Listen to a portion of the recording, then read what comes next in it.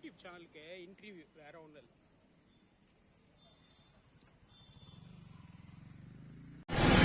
Madam உங்களுடைய பேர் சொல்லுங்களேன். இப்போ நீங்கள் எந்த ஏரியாவில் மேடம் கடை போட்டிருக்கீங்க?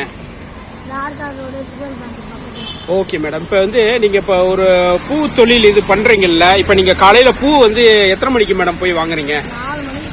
4 மணிக்கு கரெக்டாக. எந்த எந்த எந்த ஏரியாவில் மேடம் பூ வாங்குறீங்க?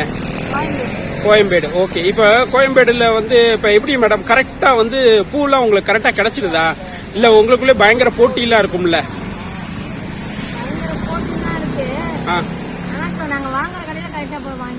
Okay okay. கரெக்டாக 4 மணிக்கு நீங்கள் அங்கே போயிடுவீங்க. இப்போ சப்போஸ் நீங்கள் லேட்டாக போனீங்கன்னா எதுவும் கிடைக்க வாய்ப்பு இருக்கா? Okay okay. நீங்கள் இப்போ ஒரு நாளைக்கு எவ்வளோக்கு மேடம் பூ வாங்குறீங்க? நாங்கள் ஒரு 1000 ரூபாய். நாலு பண்டிகை நாள்னா 2000 ரூபாய் கூட வாங்குவோம். ஓகே. மற்ற நாள்னா 1000 ரூபாய், 500 ரூபாய், 500 ரூபாய் அப்படிதான் கம்மியாக தான். மேடம் இப்போ நீங்கள் இந்த இடத்துல கடை போட்டிருக்கீங்களே, இப்போ உங்கள்கிட்ட வந்து வாடிக்கையாளர்கள் எவ்வளோ பேர் மேடம் இருக்காங்க? எங்களுக்கு வாடிக்கையாளர் இருக்காங்க. இல்லை கிட்டக்க வந்து கோயில் இல்லை, அந்த சைடில் தான் கோயில் இருக்கு. நீங்கள் வந்து தனி ரோடு கிட்ட கடையில் நீங்கள் வச்சிருக்கீங்களே, அதுதான் கேட்குறேன். கஸ்டமர் வீடு கஸ்டமர் தான். Okay madam. ஓகே. இப்போ வந்து இப்போ வர்ற மக்கள் வந்து இப்போ நான் இப்போ பார்க்குறேன், இப்போ ஒரு பெரியவர் உங்களுக்கு வந்து இப்போ ஒரு 6 முழம் வாங்கிட்டு போனார். ஸோ இந்த மாதிரி வந்து ஒரு பெரிய அளவு வாங்குற கஸ்டமர்லாம் இருக்காங்க. இப்போ வந்து என்னன்னா, இப்போ இந்த பூவோட விலை ரேட்டுலாம் வந்து எப்படி மேடம் இருக்கு? உங்களுக்கு கட்டுப்படி ஆகுதா?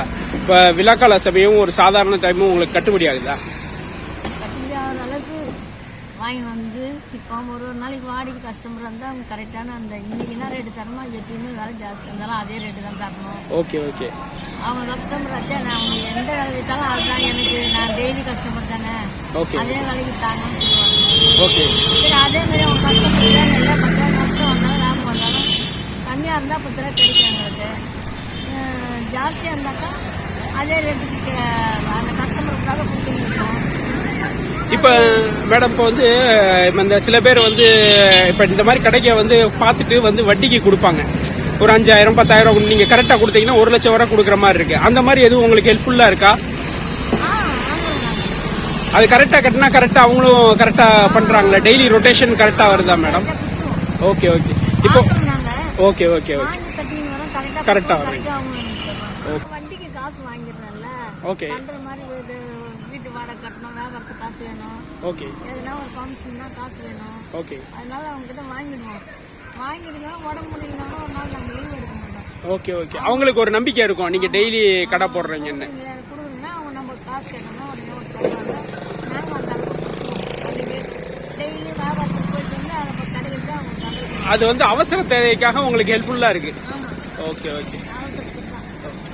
நம்ம கையில் காசு இல்லை, ஒரு ஃபங்க்ஷனுக்கு போனோம்னா ஒருத்தர் கேட்டு வாங்கிக்குவோம். வியாபாரத்துக்கு காசு இல்லைனா கேட்டு வாங்கிக்குவோம். அது நாங்கள் லீவு போடாத எல்லாம் ஒரு 10 ரூபா கிடைக்குதா வாங்கி கட்டிடுவோம். Okay okay ma'am.